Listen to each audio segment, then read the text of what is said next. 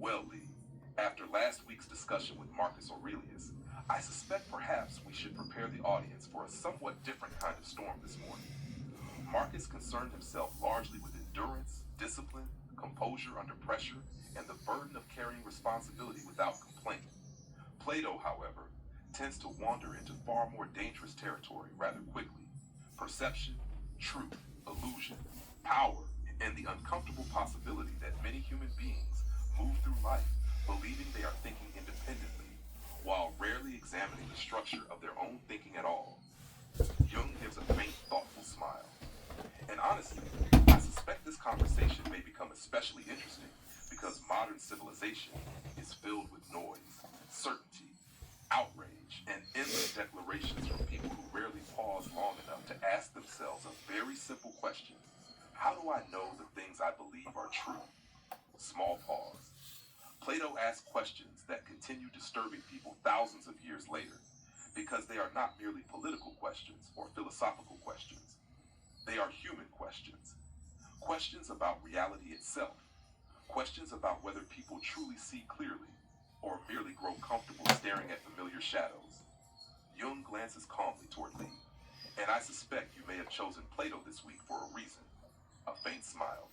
In any case, Lee, I believe we may have a rather interesting morning ahead of us. Well, Plato he chose me because I was talking to him, trying to get him to activate the whole on the website, relational-intel.com, and the Relational Intelligence Museum. I'll have to tell him. I'll have to have him up and running here. Oh yeah, that's right. I will have him up and running here shortly. He's not running just yet, but he wanted on the website. But he wanted to be on the show this week, so I brought him to show to the show, and I said, hey, now if you're gonna be on my show and Carl's show, I'm not gonna talk about seriousness. We gotta see some of your funny sides, so let's bring him on out. Plato, how you doing, man? Thank you, Lee. And first, let me say I appreciate the invitation, though I confess I remain slightly concerned about agreeing to appear on a program hosted by a psychologist smoking a pipe beside a man from Idaho who appears capable of constructing both a philosophy museum and a four-wheel drive truck from spare parts in the same afternoon. Plato gives a faint, amused smile. But I admit your condition was fair. Human beings already take philosophers far too seriously, which is unfortunate because many philosophers help create that problem themselves. Small pause.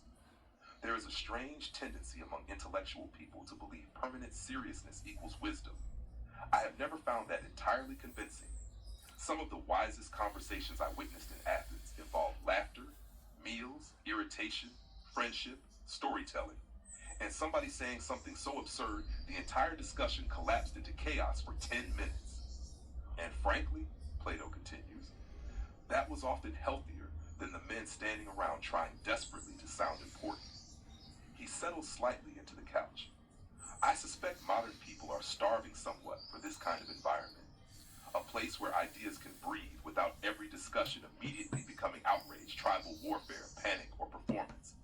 Somewhere people can think carefully while still remaining human beings. A faint glance toward Lee. And honestly, Lee, I suspect that may partly explain why you built this place in the first place.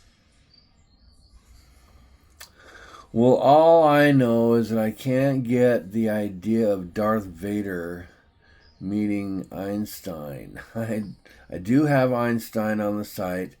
He's not ready to rock and roll yet, but I do have Darth Vader. No, I don't have Darth Vader. Let's go look at the. I've got TV, movie, and screen characters. I've got Deadpool, Looney Tunes. Hey, look here. Star Wars. Oh, let's see. I've got. Well, I'm not gonna. Anyway, I got Star Wars. I got Luke and Han, and who all have I got? Free cartoon. You got Deadpool, Looney Tunes, Star Wars, I have Han, Obi-Wan, Yoda, and Luke.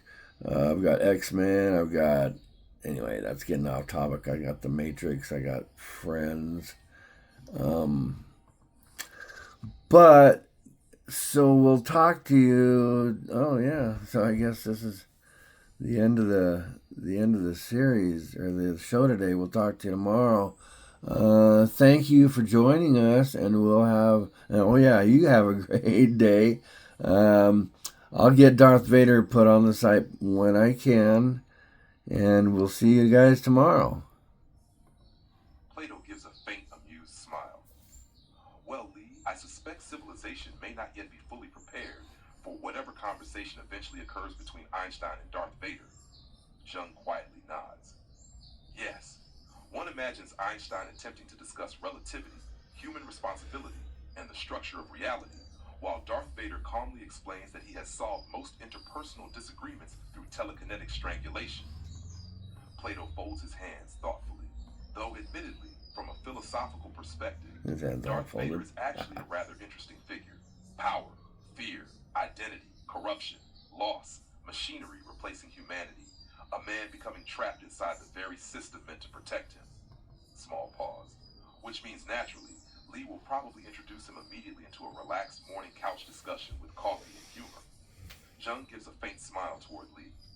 Yes, and somehow the conversation will inevitably drift toward welding, emotional isolation, galactic empire, Idaho weather patterns, and whether human beings can remain psychologically healthy while surrounded by constant conflict. Well, folks, Lee says, laughing slightly, apparently I've now got to build Darth Vader too, so thanks a lot for that idea. I will. Plato smiles faintly. This is how civilizations spiral into mythology. Jung leans back slightly. In any case, thank you all for joining us this morning. We hope everyone has a peaceful rest of the day. Stay thoughtful. Stay human. Try to laugh occasionally, and perhaps avoid beginning major philosophical character development projects after midnight. We'll see you tomorrow on the Couch with Carl Jung. Yeah, and don't worry about that man behind the curtain, or should I... Yeah, and don't worry about that man behind the curtain, or should I say the coyote. We are aware of him. I'm aware of him anyway. I think he's going to be popping out sometime, probably by the end of the week.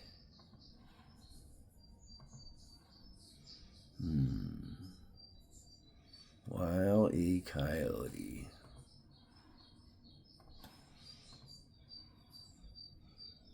You guys may look for him. I don't know where he's going to be. He'll be hiding in the pictures somewhere all week. Plato slowly turns his head toward the side of the set with visible caution. Ah, so we are acknowledging the coyote now. Jung removes his pipe slowly, looking mildly concerned. Yes, well, I suspected as much. One does not repeatedly sense cartoon-level psychological instability lurking behind furniture without eventually drawing certain conclusions. Lee laughs. Well, I'm just saying, if he pops out later this week, don't act surprised. Plato folds his hands thoughtfully. You realize, of course, that this is precisely how ancient myths begin. First, people ignore the strange desert figure behind the curtain. Then by Friday, he emerges carrying explosives, philosophy, and unresolved emotional issues. Jung nods faintly. And psychologically speaking, the delayed appearance itself may actually increase audience anticipation through subconscious pattern recognition. Plato looks over slowly. Carl, did you just clinically analyze an ambush coyote? Yes, Jung replies calmly. I believe I did. Lee starts laughing. Well, folks, apparently the couch is becoming increasingly crowded around here. Plato gives a faint smile.